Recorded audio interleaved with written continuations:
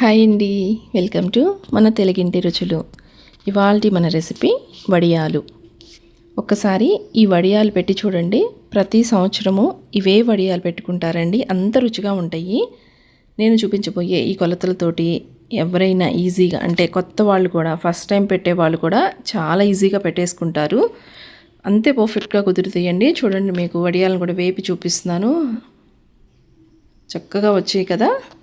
ఇవి మీకు సంవత్సరం పాటు కాదండి, 2 ఇయర్స్ వరకు కూడా చాలా ఫ్రెష్గా ఉంటాయి. తప్పకుండా నేను చూపించబోయే ఈ కొలతలతో మీరు ట్రై చేయండి. ఇవి ఒక్క రోజులో చక్కగా ఎండిపోతాయండి. అలాగే నూనె కూడా అస్సలు పీల్చుకోవు. చూడండి, నేను మీకు ఒక వడియాన్ని విరిపి చూపిస్తాను. చూడండి ఎంత చక్కగా వచ్చినాయో వడియాలు. ఇలాగ విరిపినప్పుడు మీరు అబ్జర్వ్ చేయండి, వేళ్ళకి నూనె కూడా అస్సలు పీల్చుకోదండి. ఇవి చాలా టేస్టీగా ఉంటాయి. చూడండి, చాలా క్రిస్పీగా, చాలా రుచిగా ఉంటాయి. మీరు ట్రై చేయండి. వీడియో నచ్చితే కనుక ఒక లైక్ ఇవ్వండి. ఛానల్ కొత్తగా చూస్తున్నట్లయితే ప్లీజ్ సబ్స్క్రైబ్ చేసుకోండి. ఇక ఈ వడియాల ప్రాసెస్ ఏంటో చూపిస్తాను. ఫస్ట్ దీనికోసం అయితే కొంచెం వెడల్పుగా ఉండే ఒక గిన్నె తీసుకోండి. అందులోకి నేను ఇక్కడ ఒక లోటా నిండుగా వరిపిండి, పొడి బియ్యం పిండి ఉంటుంది కదండి, ఆ పిండిని ఒక లోటా నిండుగా తీసుకున్నారు. మీరు కొలత కోసం గిన్నె కానీ ఏదైనా ఒక కప్పు కానీ కొలత కింద పెట్టేసుకోండి ఫస్ట్. నెక్స్ట్ అదే లోటాతో ఒక లోటా నిండుగా నీళ్లు వేసానండి. వేసి చూడండి, ఇలాగ గరిటెతోటి కలుపుకుంటున్నాను. కొంచెం మనకి పిండి చూడండి కొంచెం గట్టిగా ఉంది కదా. సో మరొక లోట, అంటే ఒక లోటా పిండికి 2 లోటాల వరకు అయితే నీళ్లు వేసుకున్నానండి. నీళ్లు వేసేసి చక్కగా ఎక్కడ కూడా గడ్డలు లేకుండా చక్కగా ఇలాగ చేతితోటి మ్యాష్ చేసుకుంటూ ఇలాగ కలిపేసేసుకోండి. గడ్డలు లేకుండా చూసుకోండి ఫస్ట్. చూడండి, ఈ విధంగా ఉండాలి. ఇప్పుడు ఈ గిన్నెని పక్కన పెట్టేసి మరొక గిన్నె తీసుకోండి. స్టవ్ మీద పెట్టుకోవడానికి అడుగు మందంగా కొంచెం పెద్ద గిన్నె తీసుకోండి. ఇప్పుడు ఇందులోకి 6 లోటాల నిండుగా నీళ్ళు వేసుకుంటున్నాను. ఫస్ట్ ఒక 2 కలుపుకున్నాం పిండిలో, ఇప్పుడు 6 వరకు వేసాను. అంటే ఒక లోటా పిండికి మొత్తం మనకి 8 లోటాల వరకు అయితే నీళ్ళు పడతాయండి. ఇప్పుడు ఈ గిన్నెని తీసుకెళ్ళి స్టవ్ మీద పెట్టేసేయండి. అలాగే ఇక్కడ నేను చూపిస్తున్నాను చూడండి, ఇవి వచ్చేసి సన్న సగ్గుబియ్యం అండి. మీకు కావాలంటే లావు సగ్గుబియ్యం అయినా వేసుకోవచ్చు. వీటిని నైట్ అంతా కూడా నానబెట్టేసుకోండి. జనరల్గా మనం మార్నింగ్ పెట్టుకుంటాం కదా వడియాలు, సో నైట్ అంతా కూడా వీటిని 1కి 2 చొప్పున నీళ్లు వేసేసుకొని నానబెట్టేసుకోండి. చూడండి, నేను అదే లోటాతో పావు లోటా వరకు అయితే సగ్గుబియ్యం తీసుకున్నానండి. అంటే 1:4 రేషియో. 1 సగ్గుబియ్యం అయితే 4 బియ్యపిండి తీసుకోవాలి. ఇప్పుడు ఇందులోకి తగినంత సాల్ట్ వేసుకోండి. సాల్ట్ మరీ ఎక్కువ వేసుకోవద్దండి, అంటే మనకి రుచికి సరిపడా కాదు, రుచికి కూడా కొంచెం తగ్గించి వేసుకోవాలి. కొంచెం తగ్గించి వేసుకుంటే మనకి వేగేసరికి కరెక్ట్గా ఉంటాయి. ఇప్పుడు ఇందులోకి చూడండి, ఇంత అల్లం ముక్క తీసుకున్నాను. ఒక 10 పచ్చిమిర్చీలు, ఒక 2 అంగుళాల అల్లం ముక్క తీసేసుకొని ముక్కలుగా కట్ చేసేసి ఇలాగ మిక్సీ జార్లో కచ్చాపచ్చాగా మిక్సీ పట్టేసుకొని పక్కన పెట్టేసుకోండి. ఇప్పుడు మీకు స్టవ్ మీద నీళ్లు కొంచెం ఈ విధంగా లైట్గా బబుల్స్ వస్తున్నాయి కదండి, ఆ టైంలో ఈ నానబెట్టుకున్న సగ్గుబియ్యం వాటర్తో సహా వేసేసుకోండి.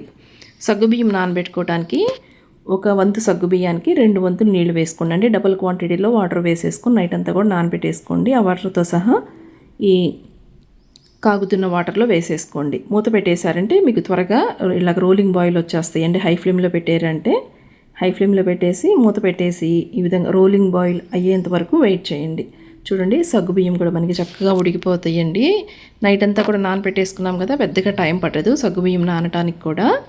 ఇప్పుడు ఇందులోకి మనము ఈ బియ్య పిండిని వేసేసుకోవాలి. చూడండి, ఒకసారి ఈ విధంగా వీడియోలో చూపిస్తున్న విధంగా గరిటెతోటి బాగా కలుపుకోండి. అడుగున పిండి అలాగే ఉంటుంది. సో ఒకసారి గరిటెతోటి బాగా కలుపుకొని ఫ్లేమ్ని, ఇప్పుడు స్టవ్ మీద మనకి నీళ్లు మరుగుతూ ఉన్నాయి కదా, ఆ వాటర్ని గిన్నె మనము సిమ్లో పెట్టేసుకోవాలి. సిమ్లో పెట్టేసుకొని ఈ విధంగా వీడియోలో చూపిస్తున్న విధంగా కలుపుకుంటూ కొంచెంగా నీళ్లు వేసుకుంటూ కలుపుకుంటూ పిండిని బాగా చిక్కబడేంత వరకు ఉడికించుకోవాలండి. ఎక్కడ కూడా గడ్డలు లేకుండా చూసుకోండి. ఎక్కడైనా గడ్డలు వస్తే కనుక జస్ట్ అలాగ గరిటెతోటి మ్యాష్ చేశారంటే చక్కగా కలిసిపోతుంది. చూడండి, ఈ విధంగా ఒక 10 నుంచి 15 నిమిషాల పాటు ఉడికించుకోవాలి. లో టు మీడియం ఫ్లేమ్లో పెట్టుకొని ఉడికించుకోండి. బాగా ఉడికించుకోవాలండి. మీరు ఏమాత్రం కూడా సరిగా ఉడకలేదు అంటే పిండి, ఆ వడియాలు మనం తీసేటప్పుడు బ్రేక్ అయిపోతాయి, పగుళ్ళలాగా వచ్చేస్తాయి, క్రాక్స్ వచ్చేస్తాయి, ఈవెన్గా ఉండవు. ఇప్పుడు ఫైనల్గా బాగా అలాగ పిండి బాగా చిక్కబడిన తర్వాత ఇప్పుడు ఇందులోకి పచ్చిమిర్చి, అల్లం పేస్ట్ ఉంది కదా, అది వేసుకోండి. అలాగే ఒక 2 స్పూన్ల వరకు జీలకర్ర కూడా వేసేసుకోండి. ఇలా వేసేసుకొని పిండిలో బాగా కలిసే విధంగా చూసుకోండి. సాల్ట్ అయితే ఒకసారి చెక్ చేసుకోండి. సాల్ట్ అయితే మనకి రుచికి సరిపడా వేసుకోకూడదండి, కొంచెం తగ్గించే వేసుకోవాలి. ఇది మనకి చిక్కబడి వడియాలు బాగా మనకి ఎండేసరికి కరెక్ట్గా ఉంటుంది టేస్ట్. సో సాల్ట్ అనేది కొంచెం తగ్గించి వేసేసుకొని ఇవి వేసుకున్న తర్వాత ఒకసారి కలిపేసి స్టవ్ ఆఫ్ చేసేయండి. స్టవ్ ఆఫ్ చేసి కొంచెం ఇలాగ ఒక గిన్నెలోకి పిండిని తీసుకొని మిగతా పిండి పైన డ్రై అవ్వకుండా ఇలాగ ప్లేట్ పెట్టేసేసుకోండి. ఇప్పుడు వడియాలు పెట్టుకోవడానికి ప్లాస్టిక్ కవర్ తీసుకోండి, లేదు అంటే ఇలాగ కాటన్ క్లాత్ అయినా తీసుకోవచ్చు. ప్లాస్టిక్ కవర్లో పెట్టేటప్పుడు అయితే కనుక కంపల్సరీగా పిండి అనేది కంప్లీట్గా చల్లారిన తర్వాత పెట్టుకోవాలండి. కెమికల్స్ ఉంటాయి కదా మనకి ప్లాస్టిక్లో, సో అందు గురించి. నెక్స్ట్ ఈ క్లాత్ మీద పెట్టే పనికైతే కాటన్ క్లాత్ మీద పెడుతున్నానండి నేనైతే. ఈ కాటన్ క్లాత్ని ఒకసారి వాటర్లో తడిపేసి పిండి వేసుకొని ఇలాగ స్పూన్తో కానీ లేదంటే గరిటెతో కానీ మీకు కావాల్సిన సైజుని బట్టి చక్కగా పెట్టేసుకోండి. క్లాత్ పలుచగా ఉందనుకోండి 2 పొరల మీద వేసుకోండి. క్లాత్ మందంగా ఉంటే కనుక ఒక్క పొర మీద వేసుకోండి సరిపోతుంది. చక్కగా నేను కింద ఒక మ్యాట్ వేసానండి, చాప వేసేసి దాని మీద ఇలాగ క్లాత్ పెట్టేసి చక్కగా పెట్టేసుకున్నాము. ఒక్క రోజు సరిపోయినాయండి. బాగా ఎండు ఉంటే ఒక్క రోజులో చక్కగా ఎండిపోతాయి, లేదు అంటే ఒక 2 డేస్ వరకు అలాగ ఎండలో పెట్టేసేయండి. ఇక్కడ నేను 1 డే బాగా ఎండిన తర్వాత మీకు చూపిస్తున్నాను. ఇప్పుడు ఎండలు ఎక్కువగానే ఉన్నాయి కదండి, సో ఒక్క రోజులో చక్కగా ఎండిపోతాయి. బాగా మందంగా పెడితే కనుక ఒక 2 డేస్ పడతాయి ఎండటానికి.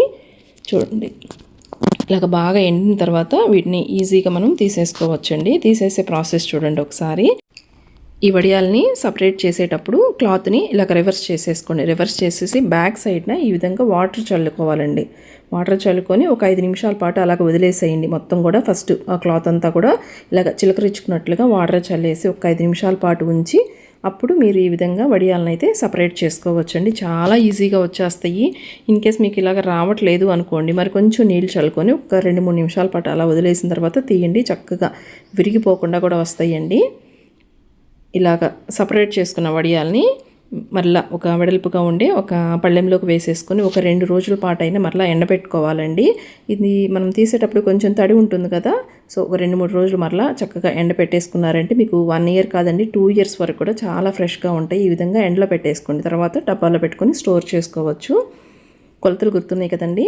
ఒక గ్లాస్ పిండికి 8 గ్లాసుల నీళ్లు, 1/2 గ్లాసు సగ్గుబియ్యం, ఇవేనండి కొలతలు. వీటితో ట్రై చేయండి, చాలా బాగా కుదురుతాయి. అలాగే వేయించుకునేటప్పుడు కూడా హై ఫ్లేమ్లో పెట్టుకొని వేయించుకోవాలి. ఆయిల్ బాగా కాగిన తర్వాత వేయించుకోండి. ఈ కొలతలతో మీరు ట్రై చేయండి. వీడియో నచ్చితే కనుక లైక్ చేయండి. ఛానల్ కొత్తగా చూస్తున్నట్లయితే ప్లీజ్ సబ్స్క్రైబ్ చేయండి ఫ్రెండ్స్. Thanks for watching.